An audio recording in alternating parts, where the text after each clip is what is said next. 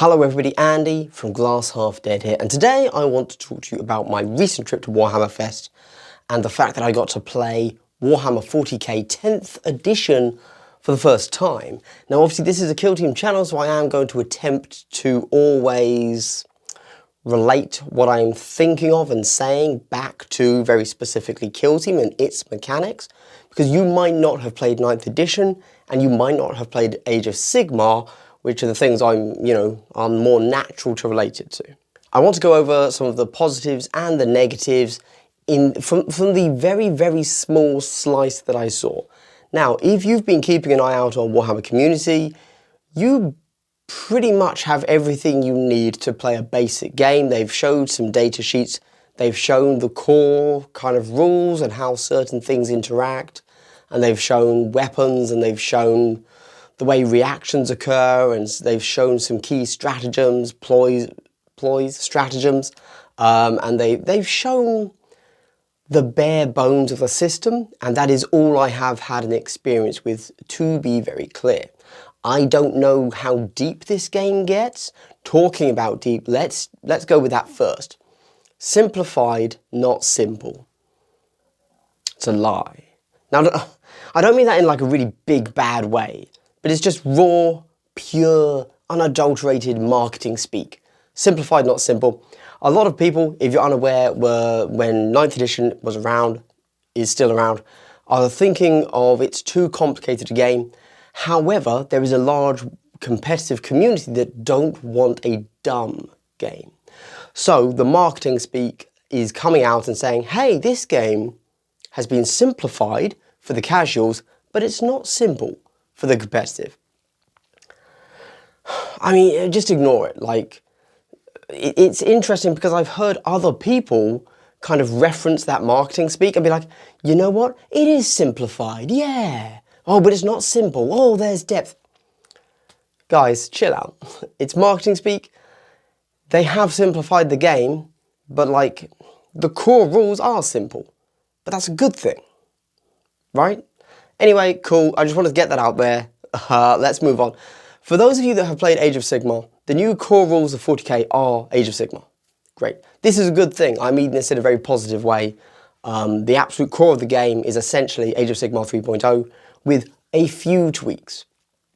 Awesome. I like that because for me personally, and this is what it's all going to come down to, what do you personally want from a game? That is going to define your view on 10th edition.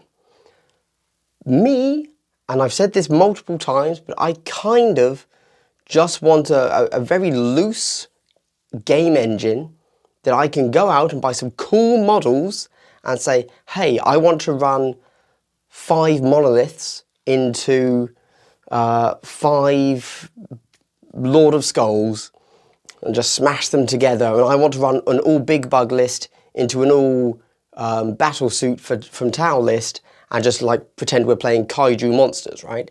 That's literally all I want in a game engine, because I am not, at least currently, viewing 10th edition as like a competitive thing.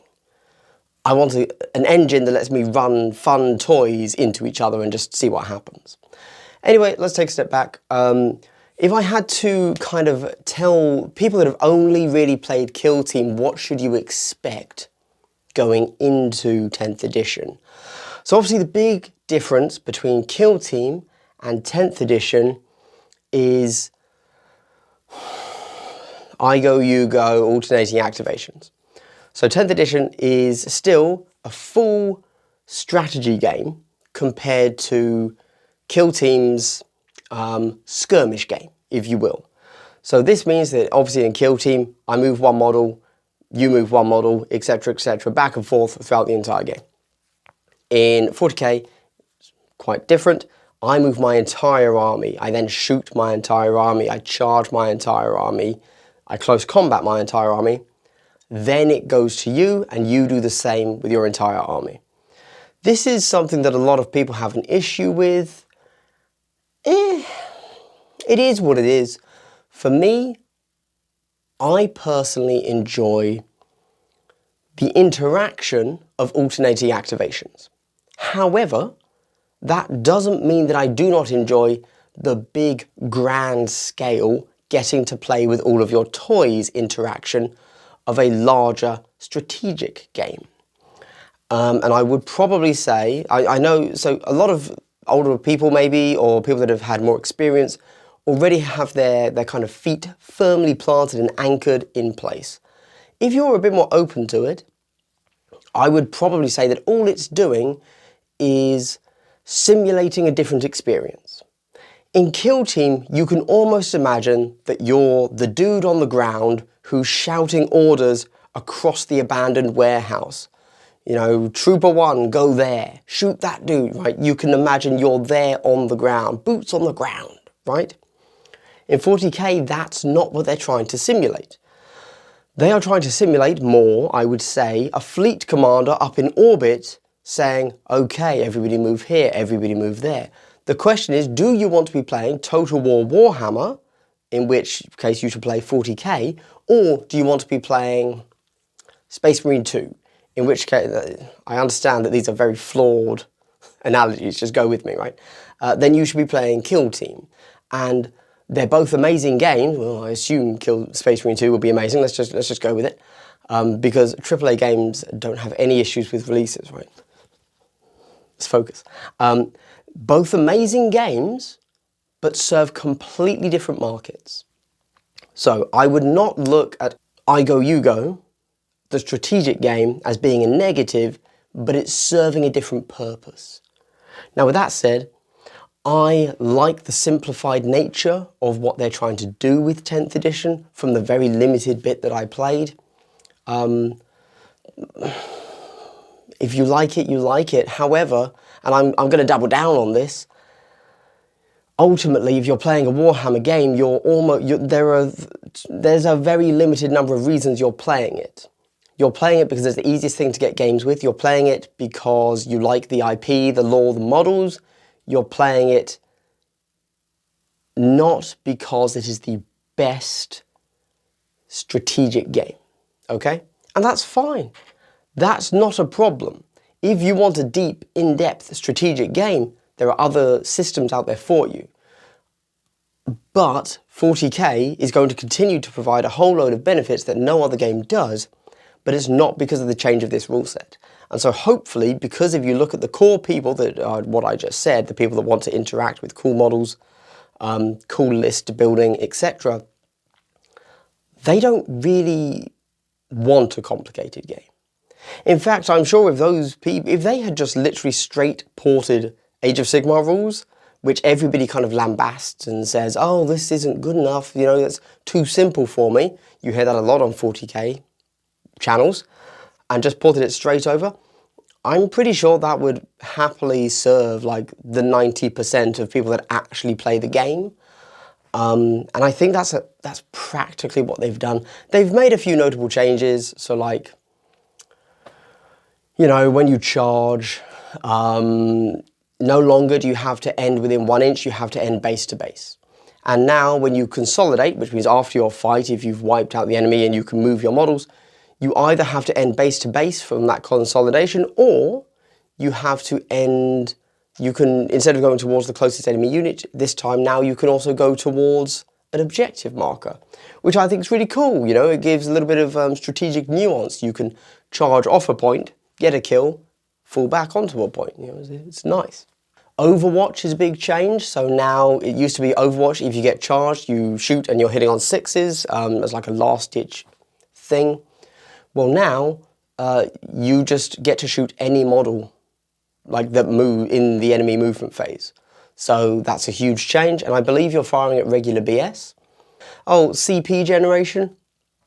This is something I'm happy about. I'm not happy about really because I think it's like innovative and amazing. I'm more happy about, or because I personally have a natural feeling for how this should be in a game. But basically every other game generates your CP as you go throughout the game to stop like big death balls and alpha strikes turn 1 where you can dump 12 CP into like one big turn.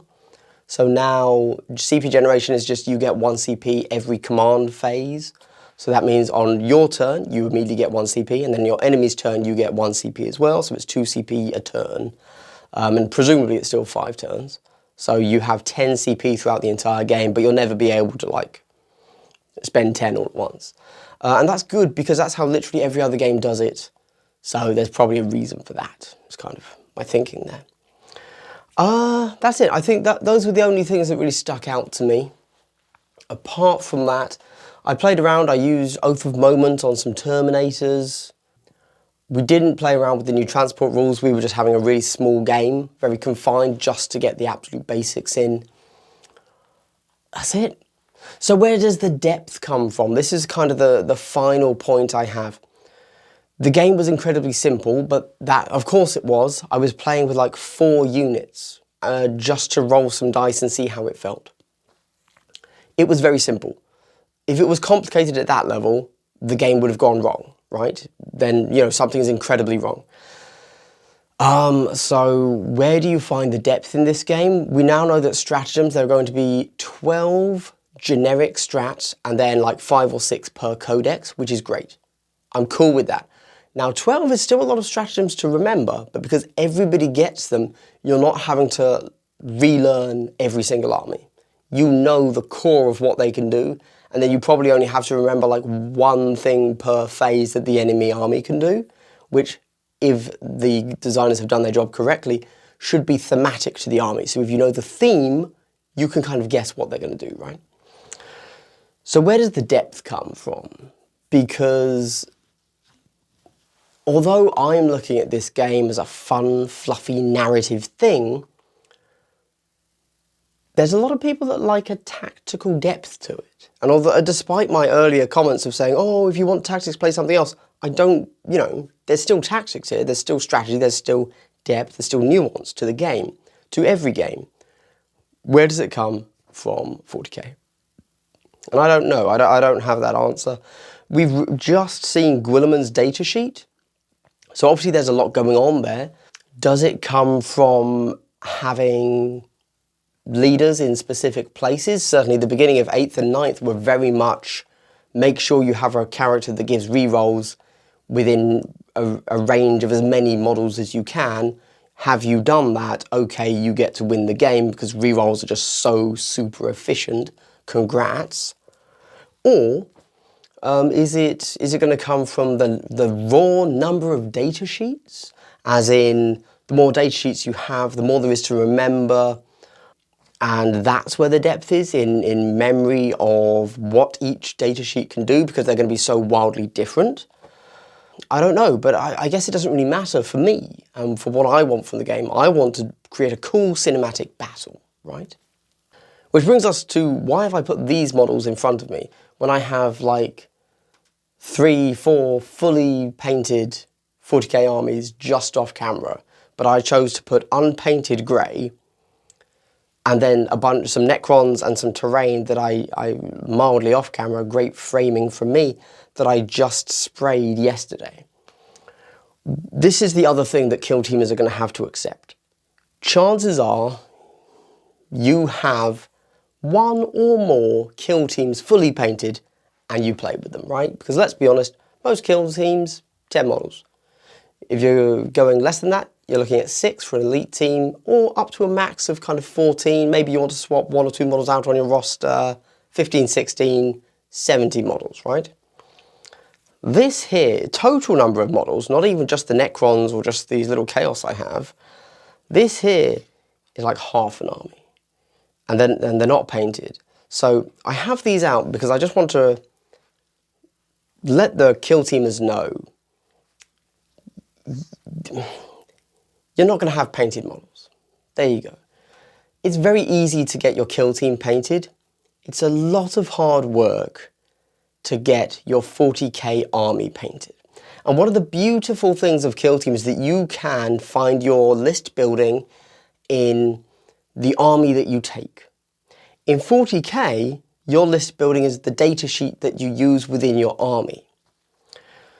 And that's just something you have to keep in mind. 40k is, no matter how you frame it, a much larger investment than kill team. And this is coming from somebody that has every single kill team, okay? Even then, this is a bigger investment.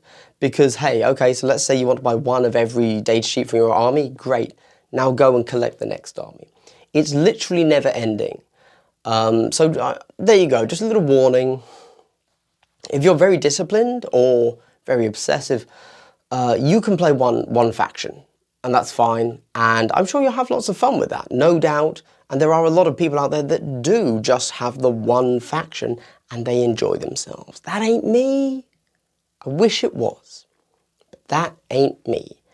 I'm the guy with Space Marines, Chaos Space Marines, Necrons, Eldar, Thousand Suns, Tau, Tyranids, etc., etc. The list doth not stop, sir. It's a real burden on my conscience, let me tell you that right now. You might be wondering, why do you have the Chaos out, Andy? Well, that's completely unrelated. That's because I already have the Cultists for Chaos. And, you know, we've just seen the Ashes of Faith box, right? And so I've got the Cultists, and it occurred to me that the Torments from the Accursed Cultist box are on 40mm bases, but I've already used my Torments in my Thousand Suns army as Chaos Spawn, so I put them on 50mm bases, and I want to rebase them. But Possessed are on 40mm bases, so I'm going to go spray these up, and these are going to be my Torments. That was a complete aside. I personally am excited for a different way to play with my cool models, which is what 40k will provide, and it will provide it in a better way for me than 9th edition currently does. But it is a different thing than Kill Team. They are, to my mind, completely separate things, right? Whereas, for example, Kill Team, I don't think Kill Team and 40k compete. They're separate. And therefore, I can appreciate a lot of things about 40k that are the opposite, perhaps, or in line with the same things that are in Kill Team, and I can appreciate them separately. They do not compete, at least for me in my head. So when you're seeing this new, Leviathan box drop and all the new 10th rules and all that stuff, don't concern yourself with, am I moving on from Kill Team when I do this because all my friends around me have started to look and play 10th? You can do both. And it doesn't mean that you don't like Kill Team and you're not going to come back to Kill Team. It's going to be a great palate cleanser. The two negatives of Kill Team are the lack of list building. Well, great news, buddy. 40k gives you so much list building. And the lack of cool, big, fun toys in Kill Team. Well, good news for you, 40k is all about the cool, fun, big toys. And that's why I'm excited for 10th edition. And coincidentally, the rules are much simpler than 9th. And you know what I'm going to say, Age of Sigmar is a pretty good game if you take into account everything I've just said about why I like 10th. So the fact that it's copying that is good. I realised I wasn't overly concise in this video, a real shocker from me, I do understand. I guess I just wanted to say I'm excited for 10th edition, but for completely different reasons than why I'm excited for Ashes of Faith and Gallowfall and whatever the third season of Kill Team may be. And again, I just don't think that they are competitors to each other. I think they serve very different markets for people that are interested in the same IP and cool models. If you do want a competitor to Kill Team, you've got to look at Star Wars and these cool Darth Maul model from Star Wars Shatterpoint. That's obviously for a different video. 10th is cool. What more can I say?